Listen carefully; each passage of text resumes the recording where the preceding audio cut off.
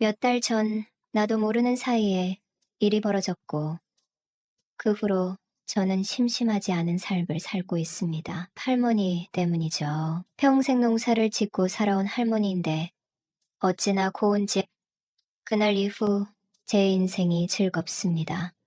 저는 농촌에 살고 있는 이혼남입니다. 이혼하고 오갈 데가 없어서 부모님 댁에 얹혀 살고 있는 한심한 놈이죠. 쉰이 다 된 나이에 부모님의 농사일을 도우며 살고 있습니다. 결혼을 해서 전처와 함께 살 때 처음에는 행복했습니다. 아이 둘을 낳고 행복하게 살고 있었죠. 아이들이 유치원생일 때 전처는 일을 하기 시작하더군요. 마트에서 캐셔로 일을 하다가 전처는 바람이 났습니다. 자기는 사랑하는 남자를 만났으니 제발 놓아달라고 하더군요. 어쩔 수 없이 이혼을 하게 되었습니다. 그때 저는 30대 중반이었고 세상에 여자가 하나뿐인가 하는 마음에 이혼을 했습니다. 아이들은 전처가 맡았고 그 남자와 함께 살면서 아이들을 키운다는 얘기가 들리더군요. 저는 양육비만 보냈습니다. 30대 중반이던 때에 이혼을 하고 혼자 직장을 다니며 살았습니다. 이혼남이었지만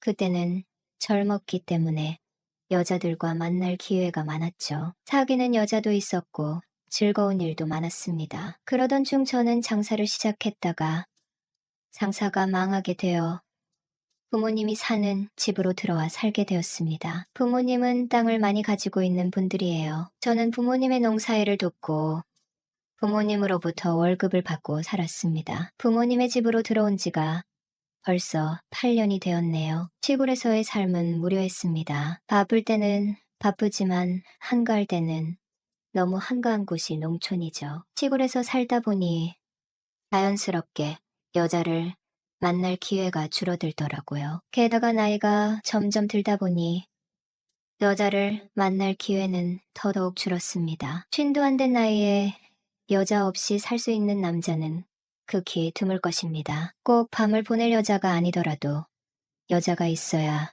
덜 외로울 테니까요. 아주머니들, 할머니들만 사는 이 동네에서 여자를 만나기란 불가능했죠. 물론 혼자 사는 아주머니들, 할머니들도 있습니다. 하지만 그분들을 여자로 본다는 것은 상상도 하지 못했어요. 제가 어렸을 때부터 봤던 분들이었으니까요. 시골에서 농사일을 하고 어쩌다가 저녁에는 읍내로 나가 친구들과 술 한잔 먹고 들어오는 것이 외로움을 달래는 유일한 일이었습니다. 외로움에 몸서리가 처질 정도였어요. 솔직히 말하자면 여자 생각이 났던 것이죠. 막상 여자를 만나려고 하면 또 귀찮기도 했습니다. 지인들이 이혼녀나 노처녀를 소개해 주어 만나보기도 했지만 그리 오래 가지는 못했어요. 연애의 단계를 밟아 나가는 것도 솔직히 귀찮았습니다. 그래도 여자들은 많이 따랐어요. 저는 이 동네의 땅 부자집 외아들이니까요. 앞집에는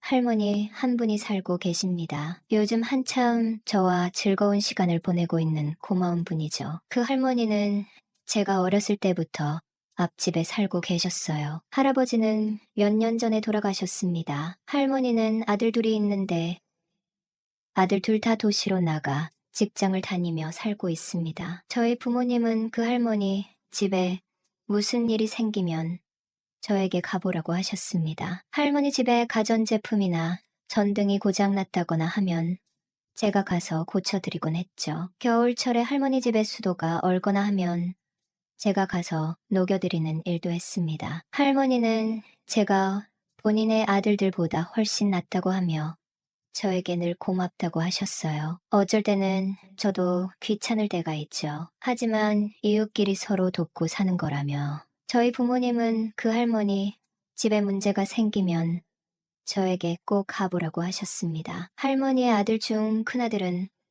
할머니의 집에 오면 꼭 저에게 줄 선물을 사가지고 와서 저에게 주었습니다. 빵이나 음료수 등을 주는데 제가 그런 것을 거의 먹지는 않지만 고맙게 받기는 했습니다. 할머니의 큰아들은 자기 어머니를 살펴주는 저에게 고마움의 표시를 하고 싶었겠죠. 그런 성의를 무시할 수도 없었습니다. 할머니는 엄청 고운 분이에요. 얼굴도 예쁜 할머니입니다. 할머니는 말도 곱게 하시고 웃을 때는 천사 같아요. 할머니는 젊었을 때 정말 훨씬 더 예뻤을 것 같습니다. 하지만 지금도 아름다워요. 작년에 할머니가 친척 결혼식이 있다고 옷을 차려입고 나왔을 때는 귀부인 같은 느낌에 눈이 부실 정도였습니다. 늘씬하시고 얼굴도 예쁘거든요. 그 할머니는 농사일도 열심히 하세요. 앞집과 저희 집 사이에 밭이 있는데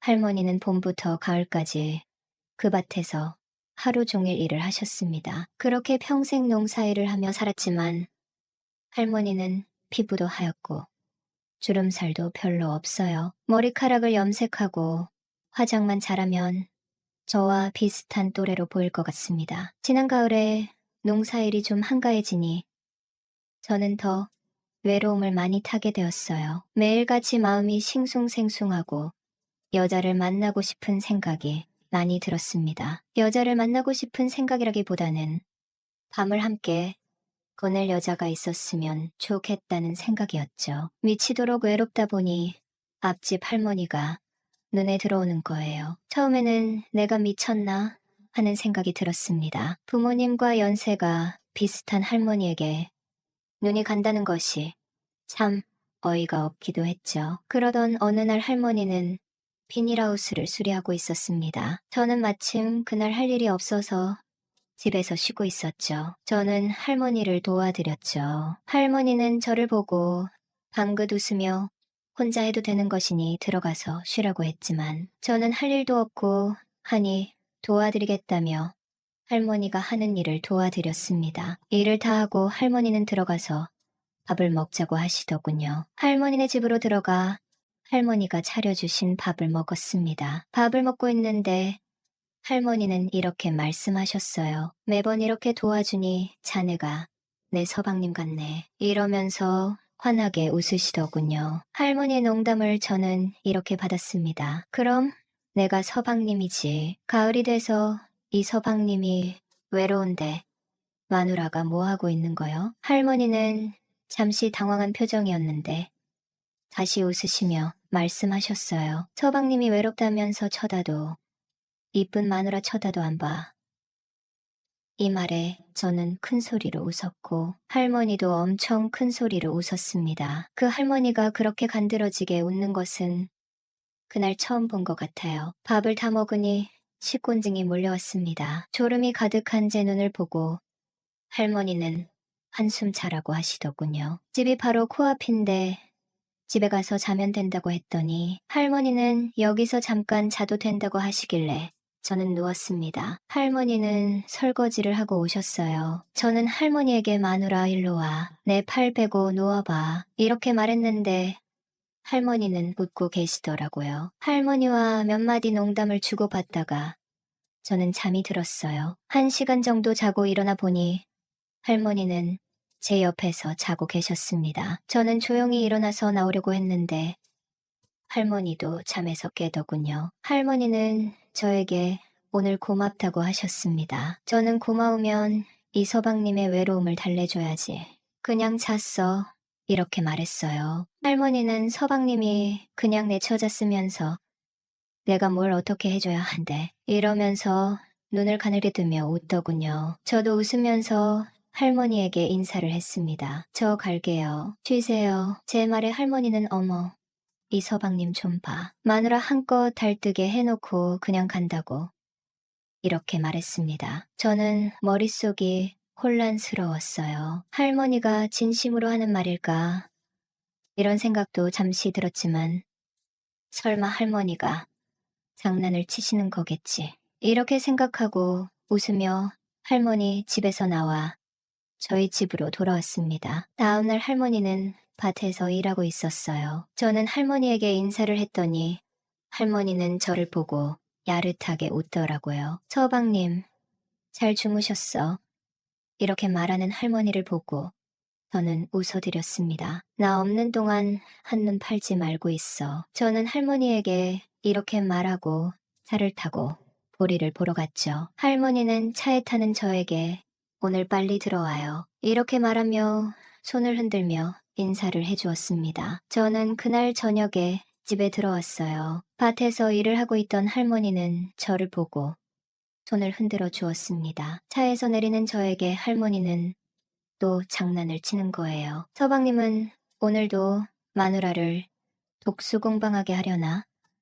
혼잣말처럼 이렇게 말을 하더군요. 저는 너무도 외로웠던 나머지 떨리는 마음으로 할머니에게 물어봤습니다. 지금 하는 말이 진심이냐고요. 할머니는 웃으면서 농담한 것을 가지고 그렇게 심각하게 말하냐고 하더군요. 저는 농담이 아니라고 말했습니다. 할머니는 본인이 이렇게 늙었는데 나 같은 젊은 남자는 언감생심 꿈도 못 꾼다고 하시더군요. 저는 이렇게 고운 할머니가 무슨 그런 소리를 하냐고 정색을 하고 말했어요. 할머니는 당황스러운 표정을 지었습니다. 할머니는 저에게 그렇게 외롭냐고 묻더군요. 저는 너무 힘들다고 했습니다. 할머니는 제가 오죽하면 자기 같은 늙은이에게 그런 생각을 했겠냐고 제가 너무 가엾다고 하시는 거예요. 저는 그런 게 아니라 할머니가 너무 곱고 예뻐서 그런 생각을 하게 된 것이라고 말했죠. 할머니는 나도 몰라. 마음대로 해. 이렇게 말씀을 하셨습니다. 마침 주변에는 아무도 없었고 저희 집에는 부모님도 안 계셨어요. 저는 할머니의 손을 잡고 할머니의 집으로 이끌었습니다. 할머니는 순순히 저를 따르더라고요. 할머니 집으로 가서 할머니와 일을 치렀습니다. 뜨거운 시간을 보내고 나서 할머니는 제 머리를 쓰다듬으면서 이렇게 말씀을 하셨어요. 서방님, 항상 기다리고 있을게요. 자주 놀러와요. 이 말이 저는 너무 듣기 좋았어요. 그 후로 저는 부모님이 집에 안 계실 때면 할머니에게 놀러 갔습니다. 밭에서 일하고 있는 할머니를 불러 손을 잡고 할머니 집으로 이끌었죠. 할머니는 한 번도 저를 거절하지 않았어요. 한 번은 제가 할머니에게 물어본 적이 있습니다. 저 때문에 힘들지 않냐고 물었더니 서방님인데 그럼 어떻게? 이러면서 웃으시더라고요. 한 번은 밭에서 일하고 있는 할머니에게 집으로 들어가자고 했더니 아이 지금은 아들네가 와 있어요. 서방님, 아들네 가면 내가 곱빼기로 줄게. 응? 조금만 참을 수 있죠. 이러더라고요. 할머니는 참 남자 마음을 녹이는 재주가 있습니다. 저는 장난기가 발동해서 할머니에게 이렇게 말했어요. 마누라가 너무 예뻐서 못 참겠는데 했더니 할머니는 그럼 어째요? 저기 숲에라도 들어가서 볼일 보고 올까나? 저는 할머니에게 고맙다고 말하고 이따 저녁에 보자고 했어요. 저녁이 되어 할머니는 전화를 하셨습니다. 아들네가 갔으니 아까 못 본 보리를 보러 오라는 것이었어요. 집에서 나와 보니 할머니는 밭에서 쪼그리고 앉아 소변을 보고 있었습니다. 저와 눈이 마주치니 할머니는 눈웃음으로 저를 반겨주시더군요. 저는 또 장난기가 발동해서 아니, 여자가 이렇게 아무 데서나 오줌을 싸면 어떻게 해? 이렇게 말했고 할머니는 서방님 잘못했어요. 저를 혼내주세요. 이렇게 말하며 웃었습니다. 저와 할머니는 또 할머니 집으로 갔죠. 요즘 몇 달간 이렇게 앞집 할머니와 즐겁게 지내고 있습니다. 할머니는 정말 장난기도 많고 제 마음을 잘 알아주는 분이에요. 저를 떠받들어 주듯이 대해주는 할머니가 너무 사랑스럽습니다.